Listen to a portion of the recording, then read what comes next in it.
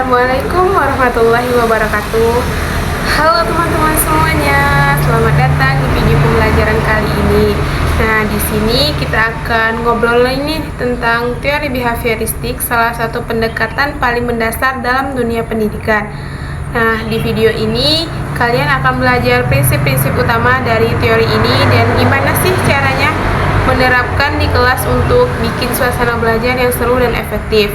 Nah, perkenalkan, saya Zulfa Hestri dengan NIM A1D523041, dan di video ini saya akan mengupas teori behavioristik dengan cara yang simpel dan mudah dipahami. Sebelum kita bahas lebih dalam tentang teori ini, aku mau kasih gambaran sedikit nih. Jadi, di psikologi pendidikan itu ada 4 teori yang penting banget untuk dipahami. Nah, yang pertama itu teori psikoanalisa, dan yang kedua itu teori humanistik, yang ketiga itu teori behavioristik, dan yang keempat itu teori kognitif. Nah, di video ini kita akan fokus membahas teori behavioristik. Yuk, langsung saja kita mulai. Nah, seseorang dapat dikatakan telah belajar apabila ia sudah melakukan perubahan dalam tingkah lakunya. Contohnya seperti ketika seorang guru memberikan studi kasus atau mengajar kepada peserta didik, itu artinya ia telah memberikan stimulasi kepada peserta didik. Nah, ketika peserta didik itu sudah mampu berpikir dan memahami stimulasi yang telah diberikan, itu artinya ia telah memberikan respon terhadap stimulasi yang diberikan. Jadi, teori behavioristik memandang bahwa belajar merupakan perubahan tingkah laku dan interaksi stimulasi dan respon. Dalam konteks pendidikan, teori behavioristik memandang bahwa siswa belajar sebagai hasil dari reaksi terhadap rangsangan eksternal. Dengan kata lain, perilaku siswa dapat dibentuk dengan penguatan atau punishment yang pada akhirnya membentuk kebiasaan belajar yang positif. Ada beberapa prinsip utama dari teori behavioristik yang perlu kita pahami.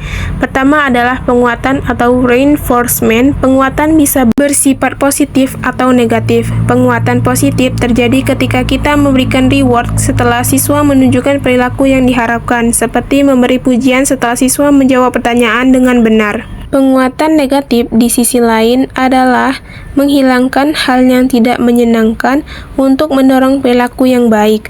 Contohnya, mengurangi tugas rumah bagi siswa yang sudah aktif di kelas. Selanjutnya, kita memiliki hukuman atau punishment. Hukuman adalah pemberian konsekuensi negatif ketika siswa melakukan kesalahan. Namun, penting untuk menggunakan punishment secara bijak agar tidak menghambat motivasi siswa. Nah, sekarang kita akan melihat bagaimana teori ini diterapkan dalam pembelajaran di kelas. Selamat datang di kelas hari ini. Di sini kita akan belajar mengenai perkalian dua. Berarti perkalian itu sama dengan penjumlahan. Nah, jadi 2 dikali 3 itu sama dengan 6. 2 ditambah 2 tambah 2. Jadi 6. Nah, kalau misalnya 2 dikali 5 itu sama dengan berapa? Nah, itu berarti 2-nya berapa kali? 2 ditambah 2 ditambah 2 ditambah 2. Jadi hasilnya 2 dikali 6 berapa? Ada? 12.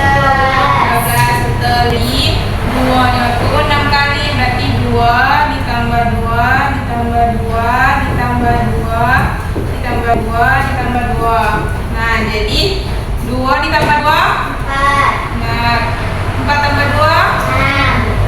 Nah, 6 tambah 2 8. Betul. 8 tambah 2 10. Betul. Berarti 10 tambah 2 12. Nah, berarti hasilnya 12. Jadi kalau perkalian itu 2 kali 6 berarti 2-nya 6 kali.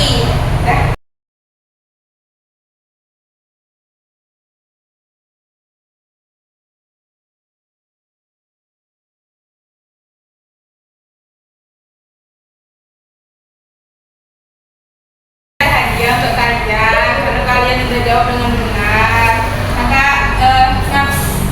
beri apresiasi untuk kalian karena kalian sudah jawab jawaban dengan benar.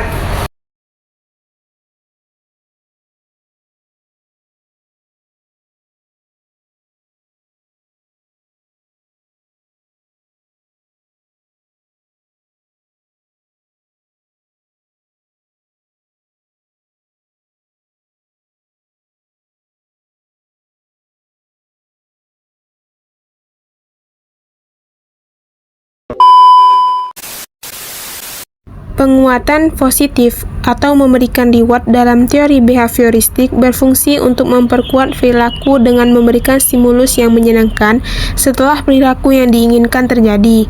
Hal ini meningkatkan kemungkinan perilaku tersebut diulangi, karena individu mengasosiasikannya dengan hasil yang positif, sehingga membantu pembentukan kebiasaan secara efektif.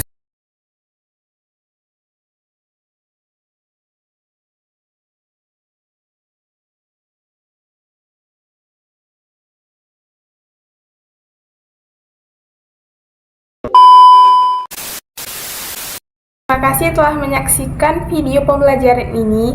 Kita telah mempelajari teori behavioristik dan bagaimana prinsip-prinsipnya dapat diterapkan dalam proses belajar mengajar. Semoga penjelasan ini membantu memperluas wawasan Anda. Sampai jumpa di video selanjutnya.